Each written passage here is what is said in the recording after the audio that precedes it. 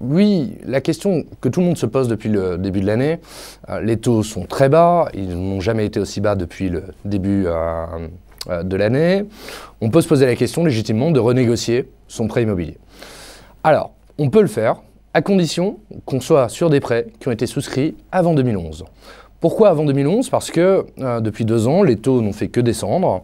Donc pour qu'il y ait un vrai écart de taux, il faut à peu près 1 point pour que la renégociation devienne intéressante. Donc oui, on peut le faire à une condition sine qua non. 1, le prêt doit être souscrit avant l'année 2011. Et 2, il faut qu'on constate au moins 1 point d'écart. J'ai un taux qui est à 4, les taux en ce moment sont à 3, je peux tout à fait renégocier mon prêt. Les critères à prendre en compte pour pouvoir renégocier son prêt, ils sont quoi? On va avoir besoin d'un certain nombre d'informations. Les informations, il va falloir prendre combien vous devez à la banque, c'est-à-dire le capital restant dû. Où est-ce que je vais trouver cette information-là? Je vais regarder sur mon tableau d'amortissement de mon prêt.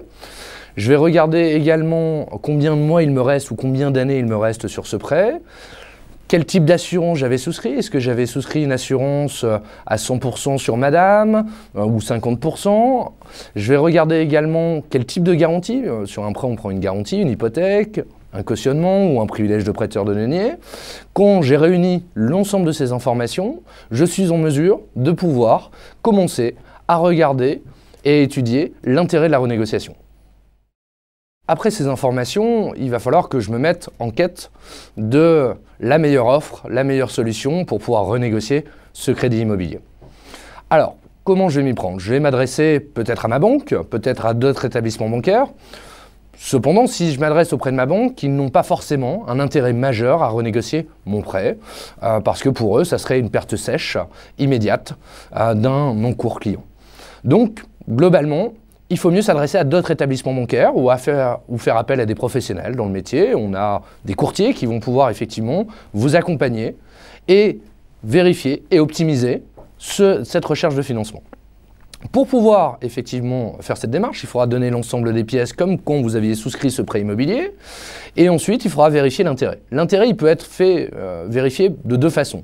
Soit de votre prêt, l'échéance mensuelle baissera, vous gagnerez 20, 30 euros, 40 euros sur l'échéance, ou le courtier vous trouvera une solution qui vous fera baisser la durée. Exemple, j'ai emprunté 150 000 euros sur 25 ans, il me reste 23 ans aujourd'hui, je n'ai plus que X années à rembourser, et là le courtier me fait une offre en me disant soit je vous baisse votre échéance de 40 euros, ou soit je vous fais gagner 2 ans. Si je gagne 2 ans sur un prêt où je donnais 1 000 euros par mois, au final, l'économie générée, elle sera à peu près de 18 000 euros. C'est une question qui taraude beaucoup de gens parce que, effectivement, vous n'êtes peut-être pas dans la situation de pouvoir renégocier votre prêt immobilier parce qu'on n'a pas la différence de 1 point. Par contre, il y a la possibilité de renégocier son assurance d'emprunt. Vous savez ce que j'avais dit tout à l'heure avec les 50, 100%. L'assurance décès, invalidité, incapacité de travail. Cette assurance, depuis 2 ans, on a le dispositif Lagarde en France qui oblige les banques à accepter de pouvoir souscrire votre assurance ailleurs. Néanmoins, pour voir si vous avez la possibilité de pouvoir renégocier cette assurance, il faut vous assurer au préalable dans vos offres de prêt que vos offres de prêt ne stipulent pas l'interdiction.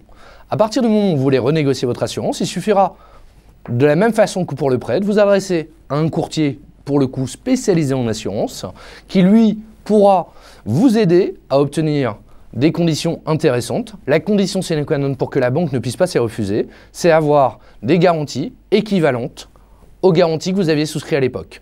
Et c'est le plus important, c'est pas regarder uniquement combien ça me coûte par mois, c'est regarder le contenu, les garanties. Est-ce que les garanties sont les mêmes? Si les garanties sont les mêmes, je peux souscrire à ce moment-là une assurance ailleurs et donc renégocier et faire baisser par la force des choses le coût de mon prêt.